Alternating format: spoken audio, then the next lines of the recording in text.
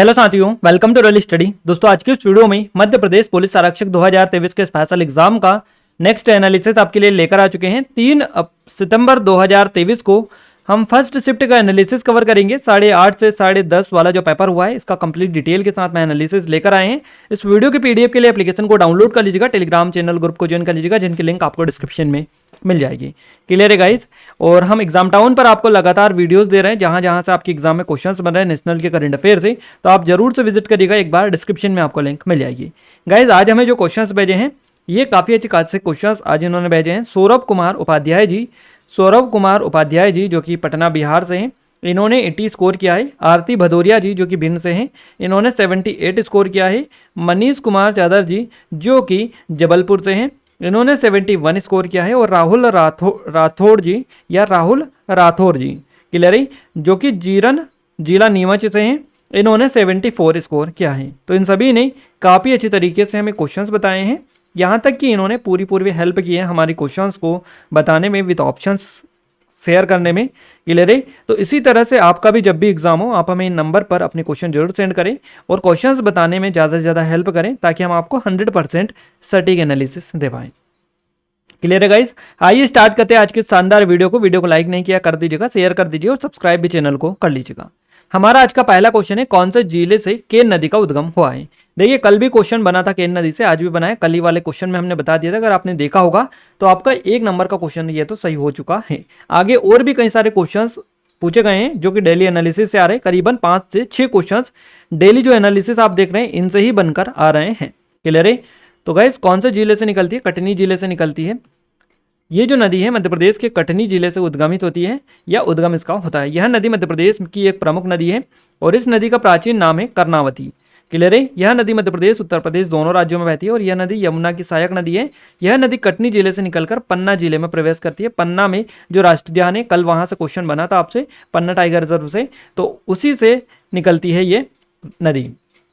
अगला क्वेश्चन है, मध्य प्रदेश में अनेक अजूबों के नाम से किस शहर को जाना जाता है? किसे जाना जाता है? खजुराहो करेक्ट आंसर रहेगा। मध्य प्रदेश में खजुराहो को कई अजूबों के नाम से जाना जाता है। खजुराहो मध्य प्रदेश के छतरपुर जिले में स्थित एक प्राचीन शहर है। यहाँ अपने खूबसूरत मंदिरों के लिए दुनिया भर में स्पेशली जाना जाता है। खजुराहो स्मारकों को 1986 में यूनेस्को के विश्व धरोहर स्थल के रूप में सूचीबद्ध किया गया था। अगला क्वेश्चन है, बांग्लादेश और पाकिस्तान की संसद का नाम क्या है? तो बांग्लादेश की जो संसद है, इसको जातीय संसद कहा जाता है बांग्लादेश में, और पाकिस्तान में संसद को, या पाकिस्तान की संसद को मजलिस शूरा कहा जाता है। बांग्लादेश की संसद का नाम जाति संसद है भवन है, और यह बांग्लादेश की राजधानी ढाका के शेर-ए बांग्ला नगर में स्थित है। जातीय संसद भवन बांग्लादेश की सर्वोच्च विधायी संस्था और सर्वोच्च विधायी नियामक संस्था है। इस भवन को प्रसिद्ध अमेरिकी वास्तुकार लुईस कॉन इन्होंने डिजाइन किया था। नेक्स्ट बात करते हैं पाकिस्तान की। तो पाकिस्तान की संसद का नाम है मजलिस ए शूरा। उर्दू में इसका अर्थ होता है पाकिस्तान सलाहकार परिषद या फिर पाकिस्तान सलाहकार सभा। यह इस्लामिक गणराज्य पाकिस्तान का सर्वोच्च विधायी निकाय है। अगला क्वेश्चन पूछा गया है, G24 की कब स्थापना हुई थी, या इसकी स्थापना कब हुई थी?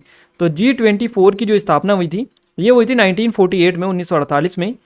G24 है ना, G24 की स्थापना 1948 में हुई थी। G24 या G24, इसकी स्थापना 23 संस्थापक देशों द्वारा की गई थी, जिसमें भारत भी शामिल था। G24 का मुख्यालय स्विट्जरलैंड के जेनेवा शहर में स्थित है और G24 की स्थापना द्वितीय विश्व युद्ध के बाद अंतर्राष्ट्रीय व्यापार के ढांचे में सुधार और क्रियाशील कार्यप्रणाली तैयार करने के लिए की गई थी। अगला क्वेश्चन है, बिरहा के लोकगीत किस क्षेत्र में गाए जाते हैं? तो बघेलखंड आपका करेक्ट आंसर रहेगा।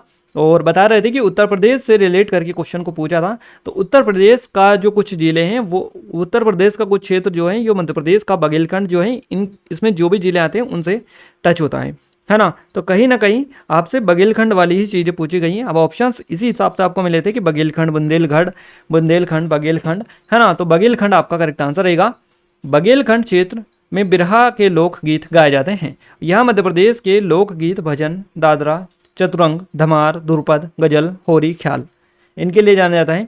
देखिए, मध्य प्रदेश के लोकगीत ये हैं। नर्मदा नदी के किनारे स्थित क्षेत्रों जैसे कि रायसेन, जबलपुर, होशंगाबाद जिले आदि में शामिल गोंडवाना और बघेलखंड के लोकगीतों को 4 प्रमुख समूहों में विभाजित किया जा सकता है। नेक्स्ट क्वेश्चन है, चीन के पहले मंगलयान का नाम क्या है? तो तियानवेन 1 या TW1 इसका नाम है। चीन के पहले मंगलयान का, चीन ने अपने पहले मंगल ग्रह के रोवर का नाम ज़ुरोंग रखा था, है ना, ज़ुरोंग रखा था इन्होंने, और यह नाम एक प्राचीन अग्नि देवता के नाम पर रखा गया है। चीन के राष्ट्रीय अंतरिक्ष प्रशासन CNSA ने मंगल ग्रह पर एक रोबोटिक अंतरिक्ष यान भेजा है जिसे तियानवेन 1 या TW1 कहा जाता है। तियानवेन 1 में 6 अंतरिक्ष यान शामिल है। नेक्स्ट क्वेश्चन है, अंतर्राष्ट्रीय मुद्रा कोष IMF की स्थापना किस वर्ष की गई थी? गाइस डेली संगठन से क्वेश्चंस बन रहे, आपका मतलब ऐसा है कि किसी दिन WTO पूछ लेता है, तो किसी दिन WHO पूछ लेता है, तो किसी दिन आपका IMF पूछ लेता है ना। तो ये संगठन लगातार पूछे जा रहे, 4 से 5 बार तो आपका IMF पूछा जा चुका है, 4 से 5 बार ही अब का WTO पूछा जा चुका है, WHO भी पूछा जा चुका है। तो ये संगठन बार बार आपके रिपीट हो रहे हैं। क्लियर है, पढ़ के जाएँ अच्छे से, एनालिसिस जो देखा है पूरा आप देखें। अंतर्राष्ट्रीय मुद्रा कोष IMF की स्थापना 1944 में हुई थी और वाशिंगटन DC में इसका मुख्यालय IMF का। अंतर्राष्ट्रीय मुद्रा कोष 190 देशों का एक संगठन है जो वैश्विक मौद्रिक सहयोग को बढ़ावा देने, वित्तीय स्थिरता को सुनिश्चित करने, अंतर्राष्ट्रीय व्यापार को सुविधाजनक बनाने, उच्च रोजगार और सतत आर्थिक विकास को बढ़ावा देने और दुनिया भर में गरीबी को कम करने के लिए काम कर रहा है।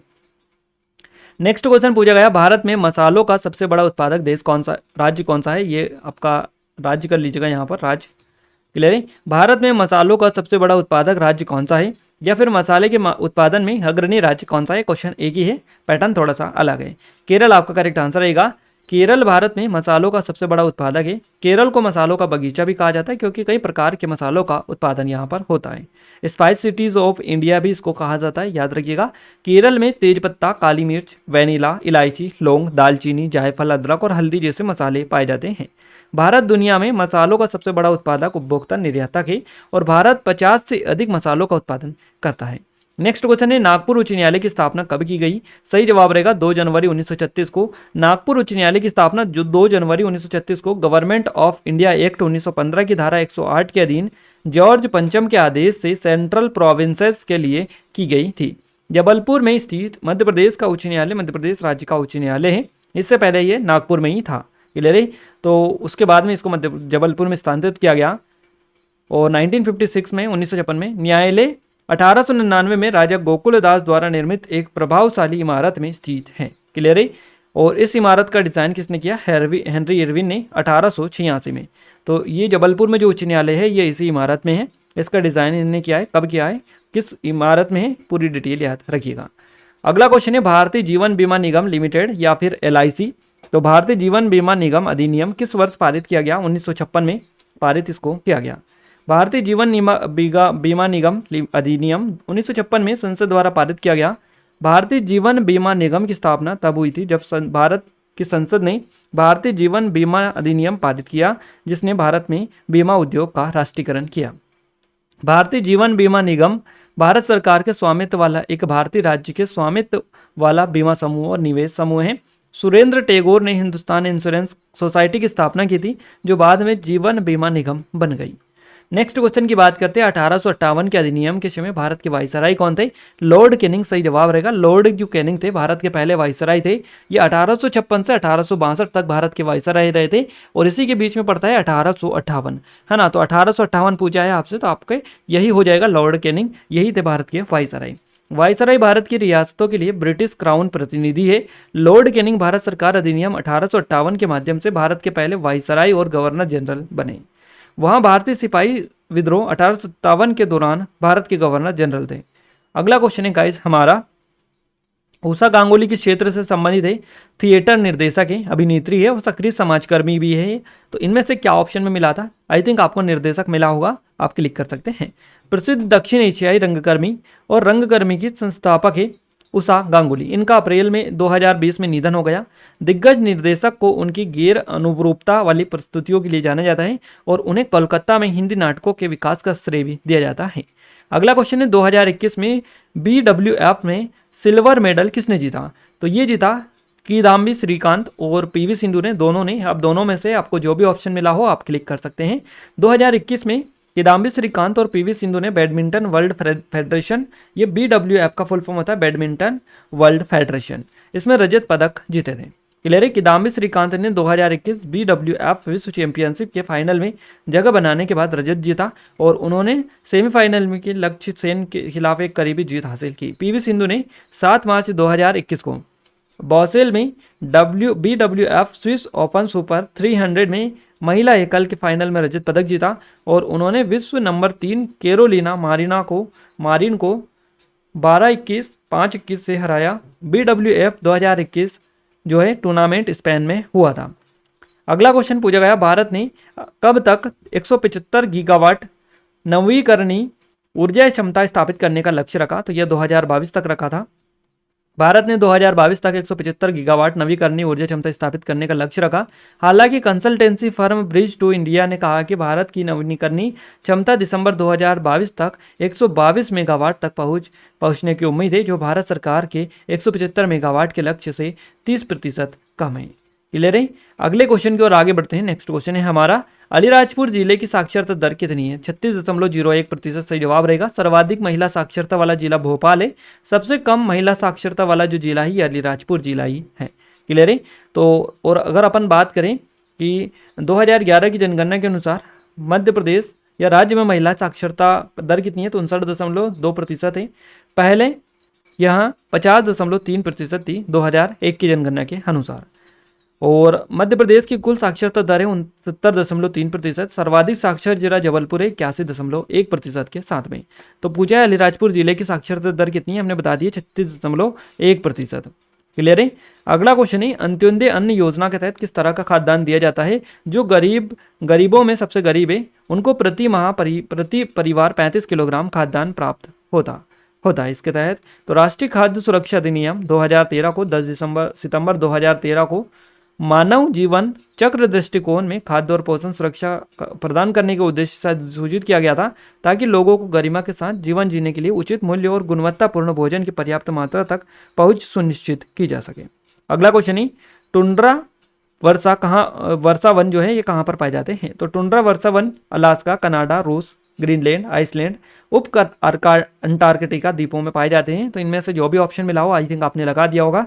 टुंड्रा पृथ्वी के सबसे ठंडे वृक्ष विहीन बायोम में वे मुख्य रूप से अलास्का, कनाडा, रूस, ग्रीनलैंड, आइसलैंड और अंटार्कटिका द्वीपों में ध्रुवीय क्षेत्रों में उच्च अक्षांशों में पाए जाते हैं। टुंड्रा आर्कटिक की बर्फ की चोटियों के ठीक नीचे के क्षेत्र में पाया जाता है, जो उत्तरी अमेरिका से लेकर यूरोप और एशिया में साइबेरिया तक फैला हुआ है। अगला क्वेश्चन है, इनमें से कौन सी जगह कोलकाता संग्रहालय के समान दिखती है? अब ऑप्शंस हमें नहीं मिल पाए और इसके क्या क्वेश्चन था एग्जैक्ट ये भी नहीं पता चल पाया है। नेक्स्ट क्वेश्चन, निम्नलिखित में से किसे गांधी जी द्वारा अजातशत्रु कहा था? डॉक्टर राजेंद्र प्रसाद को। गांधी जी ने डॉक्टर राजेंद्र प्रसाद को अजातशत्रु कहा जिसका कोई दुश्मन नहीं हो, उसको कहा जाता है अजातशत्रु। तो ये कहा था। 1911 में कांग्रेस में शामिल हुए थे राजेंद्र प्रसाद। 1934 में कांग्रेस के बॉम्बे अधिवेशन की अध्यक्षता राजेंद्र प्रसाद ने की थी। संविधान सभा के अध्यक्ष बने। उसके बाद में स्वतंत्र भारत के प्रथम राष्ट्रपति भी बने थे राजेंद्र प्रसाद। नेक्स्ट क्वेश्चन है, कार्ग नदी का क्या नाम है? तो कर्मनासा आपका करेक्ट आंसर रहेगा। कर्मनासा नदी भी इसको कहा जाता है, कार्ग नदी को। यह गंगा नदी की एक सहायक नदी है और बिहार उत्तर प्रदेश राज्यों से होकर बहती है। कर्मनासा नदी बिहार के कैमूर जिले से निकलती है और बिहार और उत्तर प्रदेश की सीमा निर्धारित करती है। गाइज, अगर आपने एग्जाम टाउन पर विजिट नहीं किया तो डिस्क्रिप्शन में लिंक है, जरूर से विजिट कर लीजिएगा। सीधे यहाँ से आपके काफ़ी ज़्यादा क्वेश्चन पूछे जा रहे हैं। इसके अलावा ये कुछ online courses, e books, test series अगर आप चाहें तो डिस्क्रिप्शन में लिंक है, एक बार जरूर से विजिट कर लीजिएगा। साइंस की बात करें, पहला क्वेश्चन है, पेट्रोल डीजल से जलने वाले पेट्रोल डीजल के जलने से सबसे अधिक कौन सी गैस निकलती है? तो कार्बन मोनोऑक्साइड निकलती है। किस में सबसे अधिक मात्रा में तत्व पाया जाता है? हाइड्रोजन में पाया जाता है। ओजोन छिद्र पहली बार कहाँ देखा गया था? अंटार्कटिका में देखा गया था। और भूप्रपटी में सबसे अधिक मात्रा में कौन सा तत्व पाया जाता है? तो ऑक्सीजन पाया जाता है। ये क्वेश्चन साइंस के मिले। बात करें मैथ्स की, SICI से 4 क्वेश्चन बने हैं, परसेंटेज से 3 क्वेश्चन बने, लाबानी से 2 क्वेश्चन पूछे गए, सरलीकरण से क्वेश्चन बनाए, बोर्ड मास से बनाए, संख्या पद्धति से 1 क्वेश्चन, अनुपात से 1 क्वेश्चन, ज्यामिति से क्वेश्चन बनाए, क्षेत्रमिति से भी 1 क्वेश्चन बनाए, LCM HCF से 1 क्वेश्चन बनाए, प्रायिकता से 3 क्वेश्चन बनाए, अलजेब्रा से क्वेश्चन बनाए, रेलगाड़ी से 2 क्वेश्चन है, आयु से 1 क्वेश्चन है, समय कार्य से 2 क्वेश्चन है, औसत से भी 2 क्वेश्चन पूछे गए हैं।